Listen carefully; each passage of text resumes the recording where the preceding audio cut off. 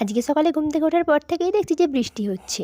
বৃষ্টিটা শুরু হয়েছে কাল রাত থেকে, কিন্তু আজকে সকালেও বৃষ্টিটা থামেনি। 10:30-11টার দিকে দেখছি যে বৃষ্টিটা একটু কমেছে, আর এখন বাজে 12টা। এখন কিন্তু বৃষ্টিটা একদমই থেমে গেছে। কাল পর্যন্ত কিন্তু এই মাঠগুলোতে একদমই জল ছিল না, পুরোই শুকনো ছিল, কিন্তু এক রাতের বৃষ্টিতে এই মাঠগুলোতে অনেকটাই জল ভর্তি হয়ে গেছে।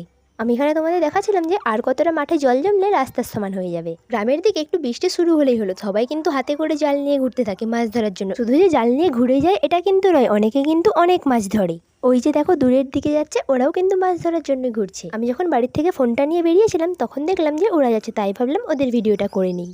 আর আমি বাইরের থেকে ঘরে এসে দেখছি যে ঠাকুমা এখন রেডি হয়ে গেছে। আর ঠাকুমা ওষুধ খাচ্ছিল, তাই আমাকে বললো যে একটু জলটা দে, তাই আমি একটু জলটা দিয়ে দিলাম। আর ঠাকুমা কোথায় যাবে জানো তো? আমাদের এখানে একজনদের বাড়িতে ভাগবত পাঠ হচ্ছে, আর সেখান থেকেই ঠাকুমাকে বলে গেছে, আর আমার বাবাকেও বলে গেছে, তাই বাবাও যাবে। আর ঠাকুমা এখন একটু আগেই চলে যাচ্ছে। চলো আজকের মতো তাহলে ভিডিওটা এই পর্যন্ত রাখছি, দেখা হচ্ছে অন্য কোনো ভিডিওর সাথে। বাই।